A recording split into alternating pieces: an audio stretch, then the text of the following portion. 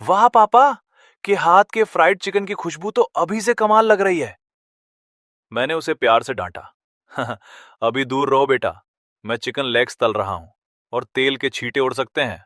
तुम बाहर जाओ, पापा तुम्हें चोट लगते हुए बिल्कुल नहीं देख सकते। हाँ हाँ किचन के दरवाजे से ही चिल्लाई।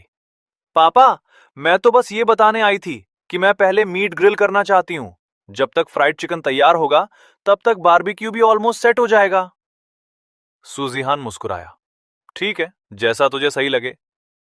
जैसे ही हाहा ने फ्राइड चिकन का पहला निवाला लिया, उसके मुंह से बस एक ही बात निकली। वाह पापा, क्या जबरदस्त बना है। बाहर से एकदम कुरकुरा और अंदर से इतना जूसी। मजा आ गया।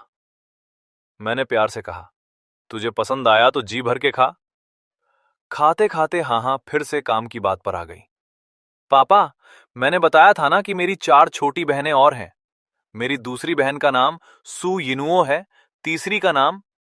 मैंने उसे बीच में ही टोक दिया। अरे रुक रुक बेटा, मेरी उम्र हो रही है और याददाश्त थोड़ी ढीली पड़ गई है। मुझे जरा शांति से सबके नाम रटने दे। अचानक 5-5 बेटियां मिल गई हैं। अगर अगले दिन मैं किसी का नाम भूल गया या एक को दूसरी के नाम से बुला दिया तो कितनी बेइज्जती होगी भाई। हाँ हाँ हंसते हुए बोली।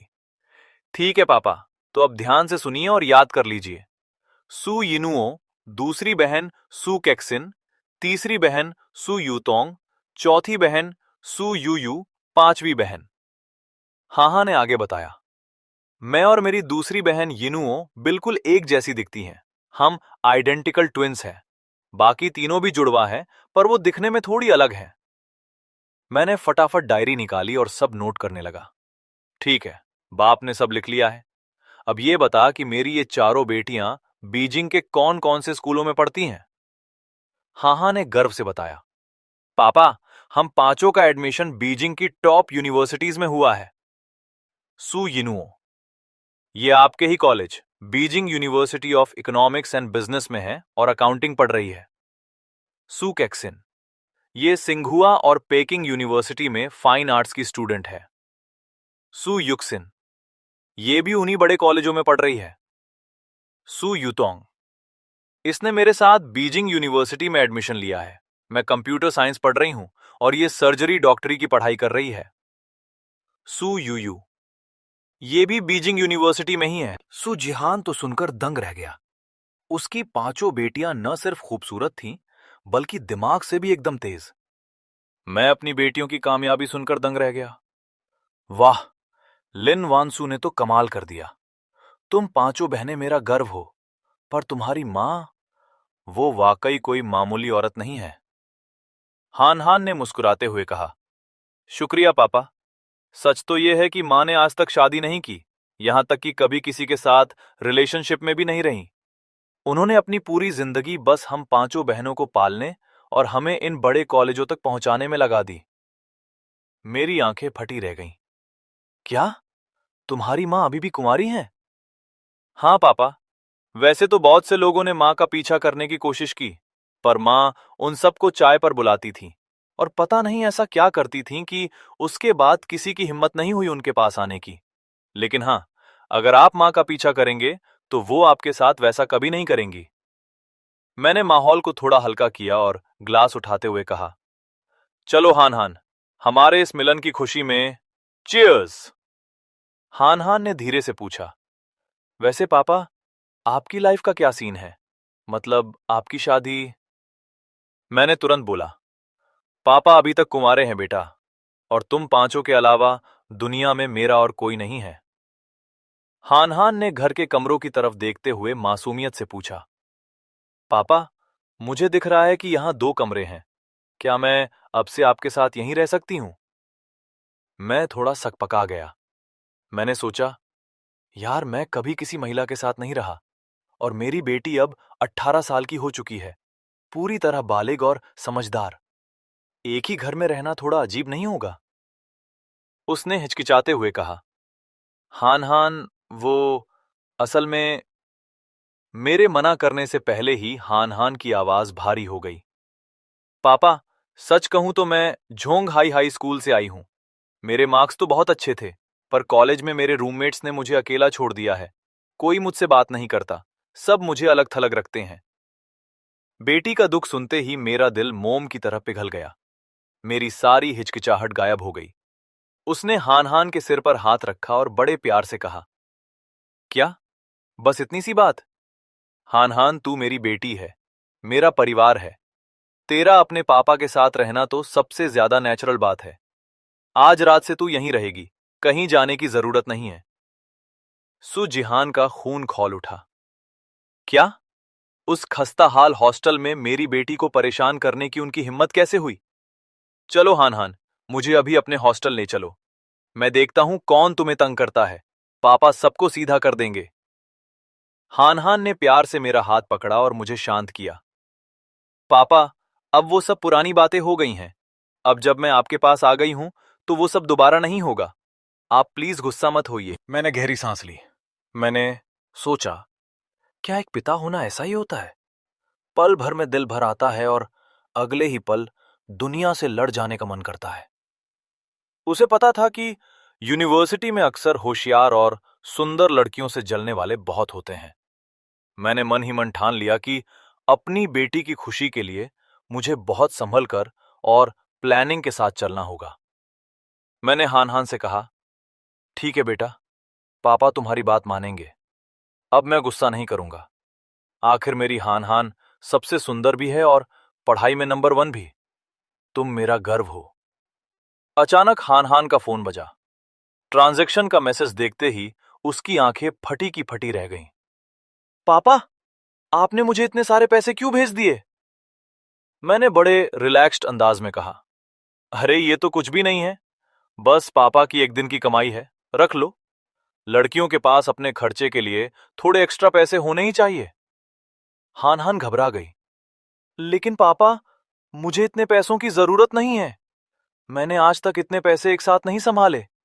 घर में सबसे बड़ी होने के नाते माँ हर महीने पूरे घर का खर्चा मेरे कार्ड में डालती हैं और मैं उसे 3 किस्तों में अपनी छोटी बहनों को बांटती हूँ।